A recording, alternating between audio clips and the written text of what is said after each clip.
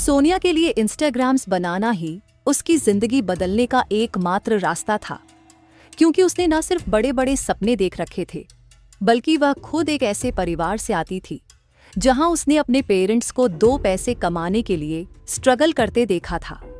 उसके माता पिता बिहार से थे, जो काम धंधे की तलाश में दिल्ली में आकर बस गए थे। पूरी फैमिली वेस्ट दिल्ली के नांगलोई में एक किराए के घर में रहती थी। सोनिया के फादर जानवरों का चारा बेचते और माँ घर घर जाकर काम करती थी। पैसों की कमी के चलते सोनिया को भले ही 10वें स्टैंडर्ड के बाद स्कूल छोड़ना पड़ा, लेकिन उसने सपने देखना नहीं छोड़ा था। वो अपनी फैमिली को इस गरीबी के दलदल से निकालना चाहती थी और चाहती थी कि उसका खुद का एक घर हो।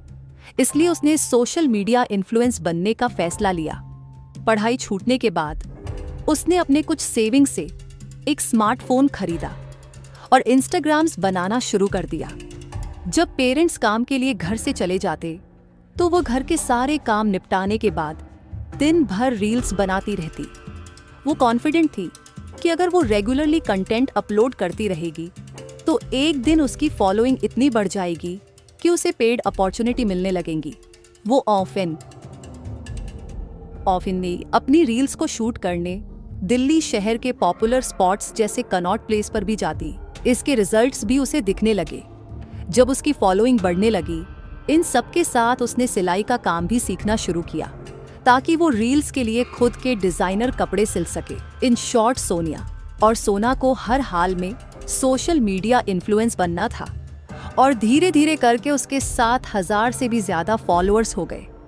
लेकिन किस्मत को तो कुछ और ही मंजूर था। सोनिया के सपनों ने उड़ान भरना शुरू ही किया था कि तभी उसकी जिंदगी में एक भूत ने दस्तक दी। जी हाँ, एक भूत, एक ऐसा भूत जिसने सोनिया की सपनों से भरी कहानी का अंजाम ऐसा बदला जिसकी उम्मीद उसने कभी नहीं की थी।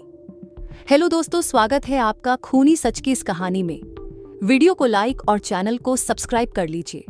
सोनिया सोशल मीडिया में पूरी तरह से डूब चुकी थी, क्योंकि उसके अकॉर्डिंग सिर्फ यही एक तरीका था उसकी किस्मत को बदलने का।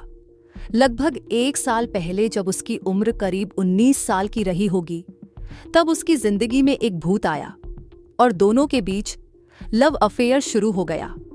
यह सो कोल्ड भूत कोई पैरानॉर्मल मूवी वाला भूत नहीं, बल्कि उसका सीक्रेट बॉयफ्रेंड था, जिसे वो प्यार से भूत बुलाती थी। शुरुआत में तो सोनिया के घर वालों को इस नए शख्स के बारे में कोई खबर नहीं थी, लेकिन वक्त के साथ सोनिया ने अपने इस रिश्ते को धीरे धीरे दुनिया के सामने लाना शुरू कर दिया। इनफैक्ट उसने अपने टा अकाउंट पर भी उसके साथ अपनी पिक्चर्स पोस्ट करना शुरू कर दिया। सोनिया अपने इस भूत के प्यार में बेहद पागल थी और उम्र के जिस मोड़ पर वो थी, उसमें तो नया नया इश्क कुछ लोगों के सर चढ़कर ऐसे बोलता है कि उन्हें दुनिया में बाकी सारी चीजें दिखाई और सुनाई देना बंद हो जाती हैं। और ऐसा ही कुछ सोनिया के साथ हुआ। सोनिया के नेचर में विजिबल चेंजेस दिखने लगे गए थे, जिसे उसकी बहन और माँ ने भांप लिया था। उनको यह खबर तो हो गई थी कि सोनिया किसी से प्यार तो करती है, लेकिन वह कौन है, कहाँ रहता है, क्या करता है, इसका अंदाजा उन्हें बिल्कुल भी नहीं था। और जब जब उन्होंने इस बारे में सोनिया से बात करने की कोशिश की, तो उसने वही घिसा पिटा जवाब दिया कि उसका नाम भूत है। वो दिन दिन भर फोन पर बात करती, उसकी ईया पोस्ट, रील स्टोरी और फोन कांटेक्ट, हर तरफ सिर्फ भूत नाम का जिक्र होता। लेकिन सोनिया के दिलो दिमाग में इस सो कॉल्ड लवर भूत का भूत सवार होना उसे एक दर्दनाक अंजाम की ओर ले जाने वाला था। अगस्त 2024 में सोनिया की मां रजनी देवी ने नोटिस किया कि सोनिया ने घर से बाहर जाना अचानक से बंद कर दिया था, वरना यूं तो वह मुश्किल से ही घर में पूरा दिन टिकती थी। लेकिन अब वह फ्रीक्वेंसी तो रिपोर्ट ने उनके शक को यकीन में बदल दिया, क्योंकि उनकी मात्र 20 साल की बेटी सोनिया उस वक्त 5 मंथ्स प्रेग्नेंट थी। अब यहाँ से कहानी उस तरफ करवट लेने वाली है जिस तरफ अंजाम अच्छा नहीं है। इसलिए पहले समझते हैं सोनिया के इस लव अफेयर के बारे में, और फिर हम सारे एविडेंस को क्लोज इन्वेस्टिगेट करते चलेंगे। सोनिया ने 61 हफ्ते यानी लगभग 15 महीने पहले यह स्टोरी लगाई थी, जिससे यह समझा जा सकता है कि लगभग इसी दौरान ही उसकी मुलाकात इस लड़के से हुई थी। सोनिया ने लड़के का नाम संजू बताया था, जिसे वह प्यार से अपना भूत बुलाती थी। वह हरियाणा से बिलोंग करता था, लेकिन रेंट पर अपनी फैमिली के साथ सोनिया के घर के पास ही रहता था। लास्ट ईयर यानी 2023 की दिवाली में सोनिया ने संजू को डेडिकेट करते हुए यह रील भी पोस्ट की थी। दोनों की उम्र सिर्फ 19-20 साल की थी, लेकिन सोनिया प्यार में इस कदर पागल थी कि कुछ ही महीनों के इश्क में वह इस लड़के को अपना हस्बैंड मानने लगी थी। इनफैक्ट साल भर पहले इस स्टोरी में उसने उस लड़के को माय हब्बी लिखा था, और 10 महीने पहले इस पोस्ट में भी उसने कैप्शन में माय हब्बी लिखते हुए यह फोटो अपलोड की थी। यह है सोनिया की लास्ट स्टोरी, जो उसने इस साल अक्टूबर 2024 में अपलोड की थी, जिसमें उसने संजू को माय एवरीथिंग मेंशन किया है। अक्टूबर 2024 को सोनिया प्रेगनेंसी के 7th मंथ में एंटर कर चुकी थी। उसने अपनी फैमिली में ओपन कर दिया था कि संजू ही इस बच्चे का पिता है और वह पूरी जिंदगी संजू के साथ बिताना चाहती है, क्योंकि उसने हर तरह से उसे अपना हस्बैंड मान लिया है। वहीं संजू ने सोनिया को बता रखा था कि भले ही वह अपने माँ बाप और बड़े भाई एंड भाभी के साथ रहता है, लेकिन उन्होंने उसे बेदखल कर रखा है। डिलीवरी डेट नजदीक आ रही थी और सोनिया अपनी नई जिंदगी की शुरुआत के लिए एक्साइटेड थी। उसकी संजू से कोई शादी नहीं हुई थी, लेकिन फिर भी इस साल 20 अक्टूबर 2024 को उसने करवा चौथ का व्रत रखा था। उनकी इतनी कम उम्र की बेटी, जो न सिर्फ शादी से पहले मां बनने वाली है, बल्कि एक शादीशुदा लड़की की तरह एक्ट कर रही है, ये सब देखते हुए वह भी मजबूर थे। इसलिए उन्होंने आखिरकार उसके इस रिलेशन को एक्सेप्ट कर लिया था। नेक्स्ट डे यानी 21 अक्टूबर 2024 की सुबह 4 बजे सोनिया अपना सारा सामान पैक कर घर से निकल गई। जाते जाते वह अपनी बहन से यह बोलकर गई कि संजू की माँ उसे कभी एक्सेप्ट नहीं करेगी, इसलिए वह संजू के साथ अलग जाकर अपना घर बसाएगी। जब सुबह 5 बजे सोनिया की माँ रजनी देवी की आंख खुली तो उन्हें पता चला कि उनकी बेटी घर छोड़कर जा चुकी है। उन्होंने उसे कॉल की तो पहले फोन स्विच ऑफ आ रहा था, और फिर कुछ घंटे बाद जब उठा तो दूसरी तरफ से आवाज आई कि मैं संजू बोल रहा हूँ, तुम्हारी बेटी तुम सबसे नफरत करती है और वह किसी से भी बात करना नहीं चाहती। तुम लोग उसे बार बार फोन कर परेशान करना बंद करो। सोनिया की माँ रिक्वेस्ट कर दी कि आखिर यह बता दो कि मेरी बेटी कहाँ है, कैसी है, लेकिन वह बात करवाने से मना कर देता। पूरा दिन उनकी सोनिया से कांटेक्ट करने की कोशिश नाकाम हो गई। उसी रात 11 बजे जब सोनिया के भाई मनीष ने उसे फिर से कॉल किया तो संजू ने फिर से वही जवाब दिया, लेकिन इस बार मनीष को बैकग्राउंड में कुछ शोर सुनाई दे रहा था, मानो संजू के साथ कुछ लोग और भी हैं। तभी मनीष के कानों में कुछ ऐसा सुनाई पड़ा जिससे उसको एक बड़ी अनहोनी का इशारा मिला। मनीष ने संजू को किसी से बोलते हुए सुना, गड्ढा और गहरा खोदो। दिल में बैठा यह डर बहुत बड़ा था, इसलिए सोनिया के सभी घर वाले नांगलोई पुलिस स्टेशन में मिसिंग कंप्लेंट दर्ज कराने पहुंचे, लेकिन पुलिस ने यह कहते हुए कंप्लेंट फाइल करने से मना कर दिया कि लड़का और लड़की दोनों ही बालिग हैं और आपकी बेटी अपनी मर्जी से गई है, इसलिए वे उसमें कुछ नहीं कर सकते। पुलिस से जब निराशा मिली तो उन्होंने खुद से संजू के बारे में पता करना शुरू किया, और पता करते करते आखिरकार अगले दिन संजू के घर पहुंच गए। पर यहां उन्हें जिस सच से रूबरू होना था उसका ख्याल तो सपने में भी नहीं था, क्योंकि सोनिया जिस संजू के साथ गई थी उसका असली नाम सलीम था। सलीम के परिवार वालों ने सोनिया के घर वालों से यह कहकर पल्ला झाड़ लिया कि उन्होंने सलीम को बेदखल कर दिया है और उनका उससे कोई लेना देना नहीं है। सारे रास्ते बंद थे, पुलिस से भी कोई मदद नहीं मिल रही थी, और इस नए खुलासे ने तो उस शक को और भी गहरा कर दिया था। अगले दिन यानी 23 अक्टूबर को सोनिया के भाई मनीष के पास पश्चिम बिहार पुलिस स्टेशन से एक कॉल आती है, जिसमें एक पुलिस ऑफिसर मनीष को बताते हैं कि उन्होंने एक लड़के को बिना नंबर प्लेट की बाइक चलाते पकड़ा है और उसके पास से कुछ डॉक्यूमेंट और आधार कार्ड मिले हैं। वो आधार कार्ड सोनिया और उसके फादर के थे, जिसे सोनिया अपने साथ लेकर गई थी। मनीष ने फौरन नांगलोई पुलिस स्टेशन पहुंचकर वहां के पुलिस ऑफिसर को इस बारे में इन्फॉर्म किया, जिसके बाद पुलिस की एक टीम उस लड़के को पश्चिम विहार पुलिस स्टेशन से नांगलोई पुलिस स्टेशन लेकर आ गई। पकड़ा गया लड़का कोई और नहीं बल्कि वही सलीम उर्फ संजू था। पुलिस ने जब उससे सोनिया के बारे में पूछा तो पहले उसने कहा कि अब वह किसी से मतलब नहीं रखना चाहती है, लेकिन पुलिस ने जब सलीम की अच्छे से खातिरदारी की तब उसकी जुबान से सच निकलना शुरू हुआ। और यह सच एक ऐसी साजिश थी जिसमें सोनिया को बड़ी चालाकी से फंसाया गया था।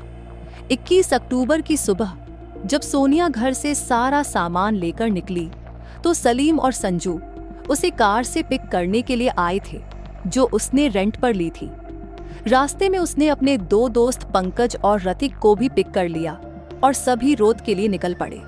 सोनिया ने सलीम से, जो उसके लिए अभी तक संजू ही था, शादी करने का दबाव डाला, क्योंकि कई महीनों से सलीम शादी की बात पर सोनिया से थोड़ा इंतजार करने को बोल देता। गाड़ी बहादुरगढ़ से रोहतक के बीच हाईवे पर थी जब शादी को लेकर दोनों के बीच झगड़ा शुरू हो गया, क्योंकि सोनिया अपना सब कुछ छोड़ उसके साथ घर बसाने का सपना लेकर निकली थी।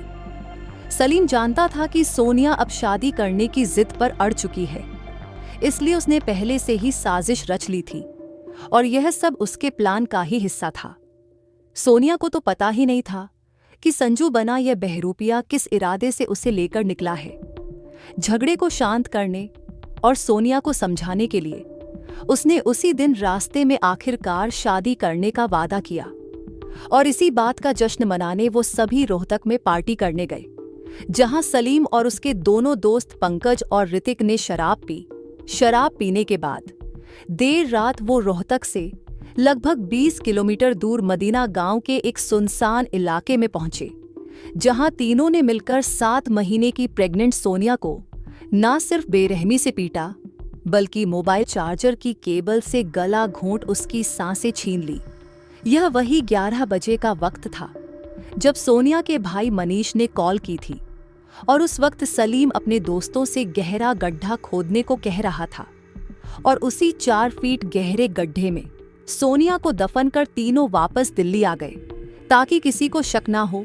सोनिया ने, जिसे अपनी जिंदगी भर का प्यार समझा था, जिसके बच्चे की वह मां बनने वाली थी, वही हैवान बन उसकी जिंदगी मिटा गया।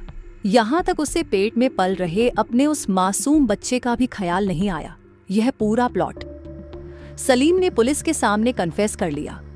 उसने बताया कि सोनिया उसे बार बार शादी करने का प्रेशर डाल रही थी, लेकिन वो इसके लिए तैयार नहीं था। उसने सोनिया से इस बच्चे को अवॉर्ड करने के लिए भी कहा, लेकिन सोनिया हर कीमत में यह बच्चा चाहती थी और उसके साथ घर बसाने की जिद कर रही थी, जिस वजह से उसने सोनिया को हमेशा के लिए रास्ते से हटाने का सोच लिया।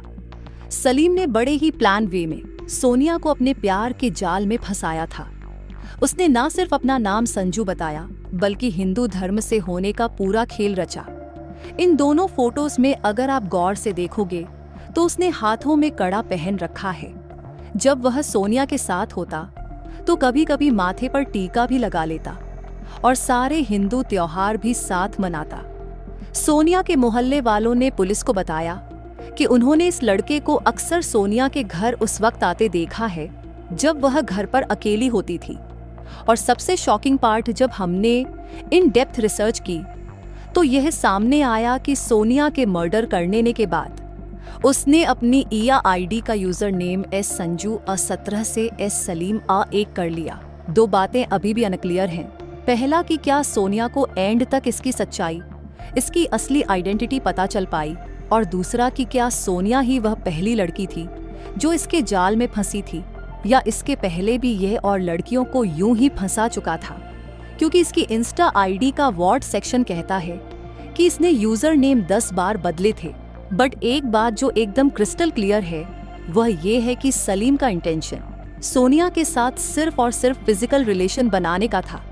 उसको सिर्फ अपनी हवस मिटानी थी, जिसके लिए उसने सोनिया से प्यार का ढोंग किया, शादी का वादा कर उससे संबंध बनाए, जिस वजह से वह प्रेग्नेंट भी हो गई।